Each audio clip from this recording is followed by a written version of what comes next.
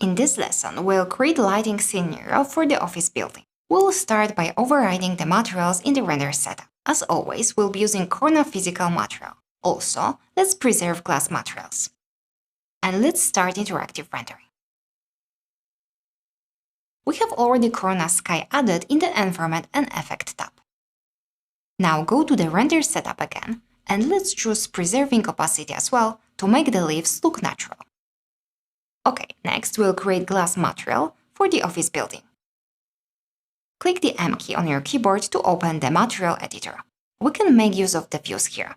Let's rename this one decals, and we can create a new one for the building's materials. It's good to use these views to keep the material editor clean. Especially when you work on complex projects, it can be helpful. Okay, go to Materials, Corona, and choose Corona Physical Material. Now go to BLD layer and select Children on the BLD _ glass sublayer. Apply the material. We can choose glass from the presets. Here we go. We want the glass to have green tint of color, so we have to adjust the material. First of all, scroll down and change the absorption color in the media options. We'll go towards the light blue-green color.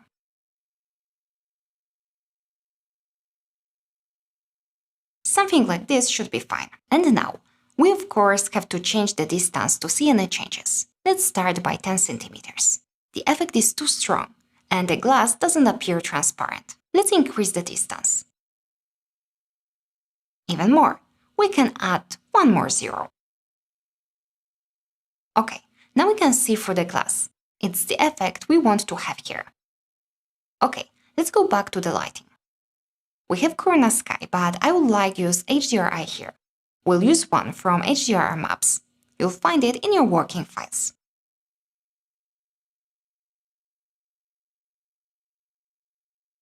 Okay, I copy the path. Go back to the 3ds Max and drag and drop the Corona bitmap to the material editor. Paste the path and choose the 8K file. Just click OK. Now, let's use the Corona color correct so we have more control on the result. Plug the Corona bitmap to the input slot. Then, add the map to the environment map as an instance.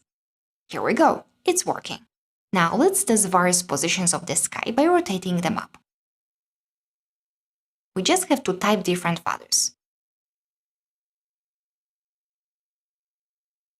Maybe let's try another side, at minus. Actually, I think another side was better. Let's go back to this. Not only the appearance of the sky is important here, but also the reflections as we have lots of glass in this image.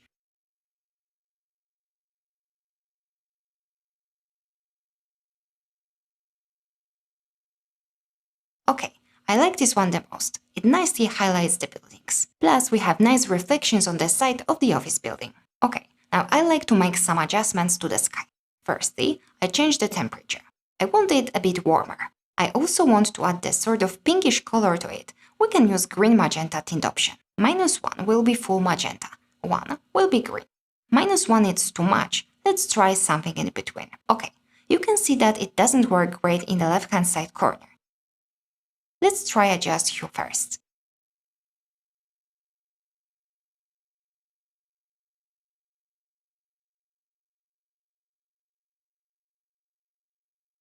Maybe a bit too much. I reduce the value to 10. And now, we can go more towards the magenta tint. -0.3 should be enough. Okay, overall it's good, but I think it's too saturated. Yeah, better. I would like to have a bit more light pinkish color though. We can change the tint color to achieve this. This is even too much. And in general, it needs to be brighter. Let's increase the exposure value. Now we can make it slightly more vibrant.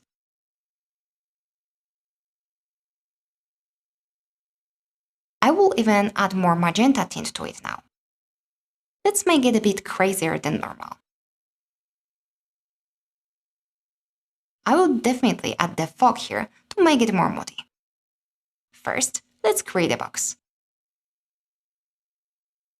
Turn on the camera to make sure the camera is inside the box. Let's create a new layer for the box and let's name it fog. It's good to have a fog on a separate layer as we can easily turn it on and off whenever we need to. Remember that fog increases the render time. Anyway, to create the fog, we'll use the Corona volumetric material. In order to achieve a clear haze, we need to set the color to more white, but not pure white, as it will make the haze disappear. We can make the scattering color white as well. So in the scattering, we can set the color, which is the strength, and color tint of the volumetric scattering inside the material. Each time light scatters inside the material, it gets multiplied by this value. Black simply means that the effect is disabled. Now, to see any result, we have to turn on the scattering effect. So let's try the value 0.7 for now. We, of course, have to add the material to the box. Here we go. Now let's adjust the distance value. The value equals 0 disables the effect completely, but in general, the lower distance value will make the effect stronger. To make the life easier, let's use the trick. Make sure the box is selected. Right-click, choose Properties, and check the Display as Box option. This way, the object is displayed as bounding boxes. It produces minimum geometric complexity. Thanks to this, we cannot see this foggy effect in the viewport now. Anyway, the fog is too strong. Let's increase the distance value. Maybe a bit more actually. Okay, I like it, but I would like to have it higher as well. We can increase the height of the box. I increased the height drastically so you can see the change better.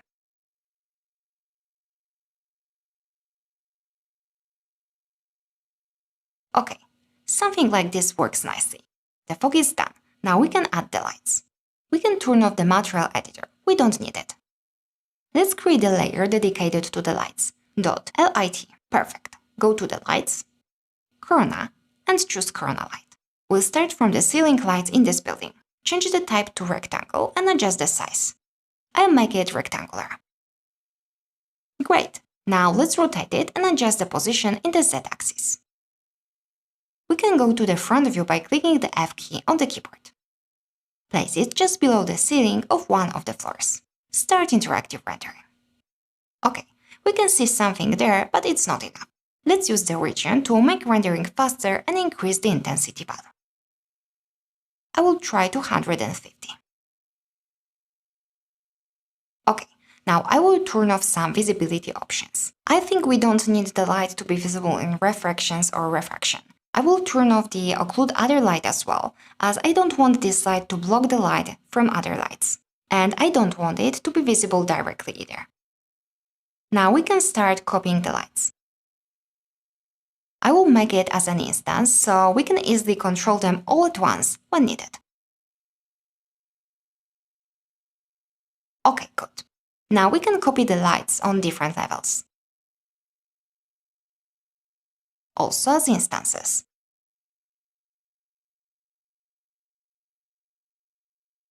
Instead of copying one by one, we can set the value here and adjust them manually if needed. Let's change the region to see the whole building. First, I will copy the light on the top level though. Great. Right-click with the Alt key and choose Light Selection Set. Now we can easily adjust the position of the lights. Let's go back to selecting all the objects and hide the fog for now. We can also turn off the layer. Okay, let's find the better position of the lights.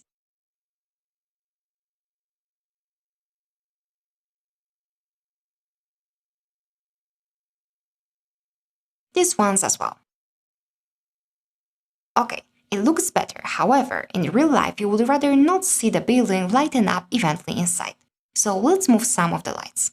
This way, we'll imitate the more likely effect in real life. It's like the lights are turned off in some places and in others are turned on.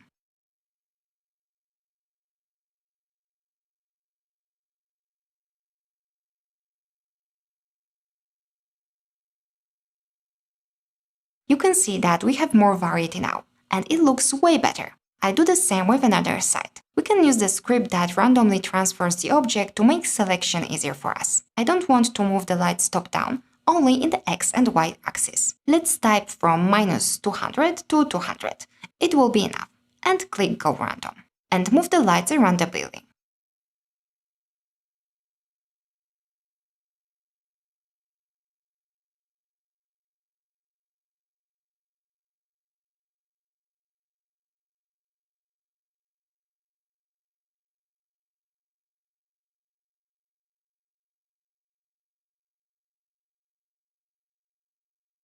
It actually is looking nice.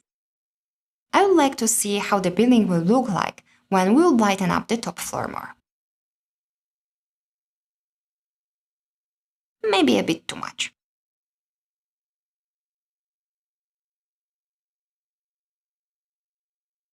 Let's change the selection set again to lights.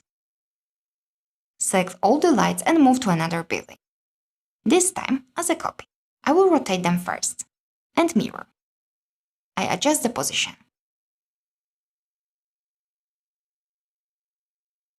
It's fine. And let's do the same for the third building. Copy, rotate, and adjust the position. Okay, now we can set up the light mix. To do so, go to the render setup. Choose instance lights and click generate. You can see that we have separate layer for each building. Let's start interactive rendering again. I want the front building to be the most prominent, so I make the lights more intense. For the same reason, I decrease the back building lights. The same for the building on the right-hand side. Actually, maybe a bit more, 0.5. Okay, let's see how it looks with the fog. Unhide the box object.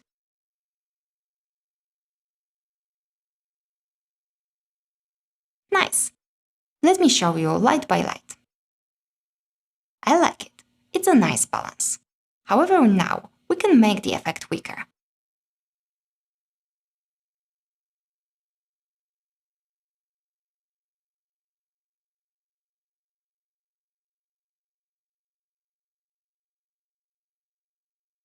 Yes, looks better. The only thing that distracts too much attention are those lights on the right-hand side. I move them manually so they don't lighten up the wall as much.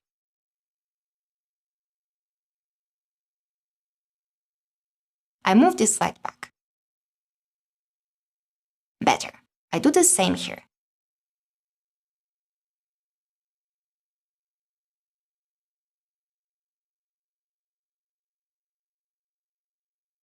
Maybe here as well.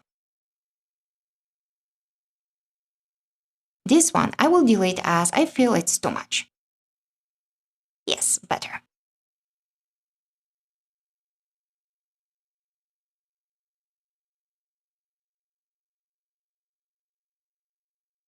Let me do some minor adjustments with the lights in the main building. I move this light.